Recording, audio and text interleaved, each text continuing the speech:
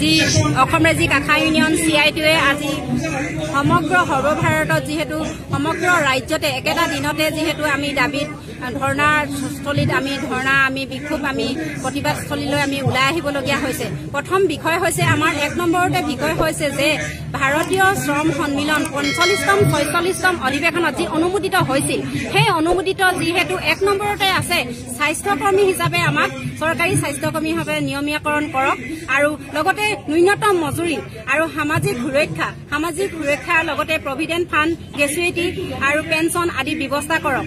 আজি সেই 45তম আৰু 46তম অধিৱেশনৰ যি অনুমোদিত হৈ যোৱা আজি কিবা বছৰো হৈ গ'ল, কিন্তু আজি চৰকাৰী কৰ্মচাৰী হিচাপে আমাৰ আশাকৰ্মীসকলক আমি দাবী জনাইছো যে চৰকাৰী কৰ্মচাৰী হিচাপে আমাক স্বীকৃত দিয়ক, লগতে ন্যূনতম মজুৰি দিয়ক আৰু লগতে সামাজিক সুৰক্ষা দিয়ক।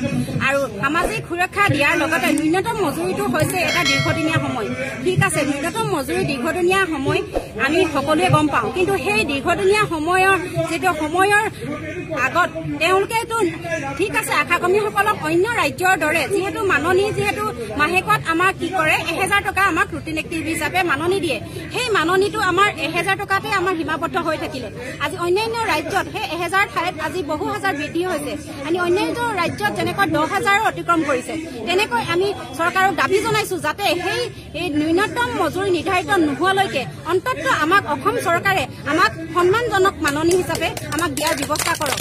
লগতে আজি অন্যান্য ইনচেন্টিভৰ ক্ষেত্ৰতো বাকী ৰাজ্যৰ তুলনাত আমাৰ অসমৰ আশাকৰ্মীসকলে আমি যিখিনি ইনচেন্টিভ দিয়া হয় তাৰো আমি মাননি একেবাৰে একদম ন্যূনতম মাননি, যিহেতু অন্যান্য ৰাজ্যত সেই মাননিবিলাক বহুগুণে বৃদ্ধি হৈছে। আমি চৰকাৰক আমি অনুৰোধ কৰিছো যাতে যিহেতু অন্যান্য চৰকাৰে যিদৰে মাননি বৃদ্ধি কৰিছে আমাৰ চৰকাৰখনেও যাতে সন্মানজনক মাননি দি আমাৰ যিখিনি ইনচেন্টিভ আছে সেই ইনচেন্টিভৰ মাননিও বৃদ্ধি কৰে। লগতে আমাৰ যিহেতু স্বাস্থ্য বিভাগৰ 2006 চনৰ পৰা আমাক আশাকৰ্মী হিচাপে স্বীকৃত দি প্ৰথমতে আমাক 3টা কামত আবদ্ধ ৰাখিছিল। আমি দাবী জনাইছো চৰকাৰক যে আজি 3টা কামতে আবদ্ধ নাৰাখি স্বাস্থ্য সেৱিকা নাম দি বৰ্তমানে আমাক 100ৰ ওচৰ পাইছে। আমি দাবী জনাইছো যে আমি বৰ্তমানে স্বাস্থ্য সেৱিকা নহয়, আমি স্বাস্থ্য কৰ্মী হিচাপে আমি দাবী জনাইছো আমাক স্বাস্থ্য কৰ্মী হিচাপে আমাক স্বীকৃত দিয়ক। লগতে চক স্বেচ্ছাসেৱিকা মিন্স কি? স্বেচ্ছাসেৱিকা হৈছে আমাৰ নিজৰ ইচ্ছাৰে কামলৈ ওলাই অহা। বৰ্তমান সময়ত আমাক 3টা কামতে আবদ্ধ ৰাখি যিহেতু আমাক অধিক কাম আমাৰ যিকোনো কামত যেনেকৈ আমাৰ ইলেকশ্যনৰ সময়ত ইলেকশ্যনৰ ডিউটিটো আমাক কামত লগোৱা হয় আৰু যিকোনো ক্ষেত্ৰতে যিখিনি আঁচনি প্ৰস্তুত কৰে সকলো আঁচনিতে আমাক মানে অন্তৰ্ভুক্ত কৰায়। আমি সকলো কাম বিনা দ্বিধাই কৰি আছো।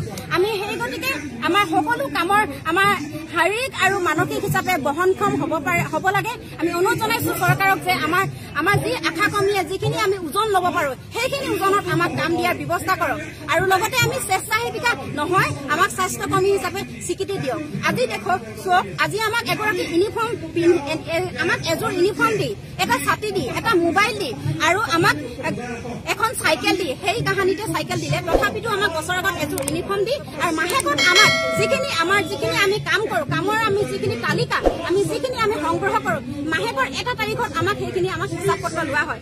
ঠিক আছে আমি কামখিনি আমি কৰি আছো। যেনেকৈ আমি ফৰ্মেলত যিবিলাক স্বাস্থ্যকৰ্মীবিলাকে NSTMৰ যিবিলাক ফৰ্মেল কাম স্বাস্থ্যকৰ্মীবিলাকে আমাৰ সময়ত কাম কৰি আছে আমি ঠিক তেনেকৈ আমি ফৰ্মেল ইউনিফৰ্ম পিন্ধিছো, সময়ত আমি কাম কৰিছো, সময়ত আমি ৰিপৰ্ট দিছো। কিন্তু আমি কাম যেতিয়া মাননি খুজিবলৈ বিচাৰো তেতিয়া কিয় আমাক ইনফৰ্মেল কৰি ৰখা হৈছে?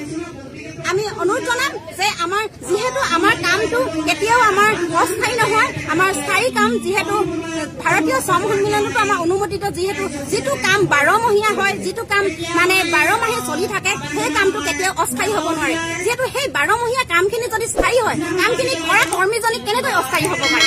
সেই গতিকে আমি অনুৰোধ জনাম আমাৰ দাবী আমাৰ ন্যায্য দাবী আমি সেই কামখিনি কৰা কৰ্মীজনক আমাক স্বাস্থ্যকৰ্মী হিচাপে আমাক স্বীকৃতি দিয়ক।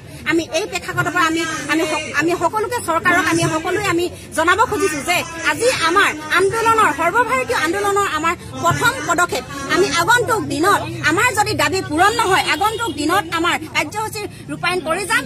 আগন্তুক দিনত আমাৰ নৱেম্বৰত আমাৰ যিহেতু সৰ্বভাৰতীয়ভাৱে যি আমাৰ পাৰ্লিয়ামেণ্ট আন্দোলন বিক্ষোভ কাৰ্যসূচী হ'ব আমি তাতো আমি অসমৰ পৰা যোগদান কৰিম আৰু ইয়াৰ লগে লগে আমি আগন্তুক 25 চনত আমি সকলো চৰকাৰক বিষয়ববীয়া চৰকাৰক আমি জনাব খুজিছো যে আমাৰ যদি দাবী পূৰণ নহয় তেতিয়া আমি আগন্তুক 25 চনত আমি ধৰ্মঘট কৰিবলৈ আমি বাধ্য হ'ম।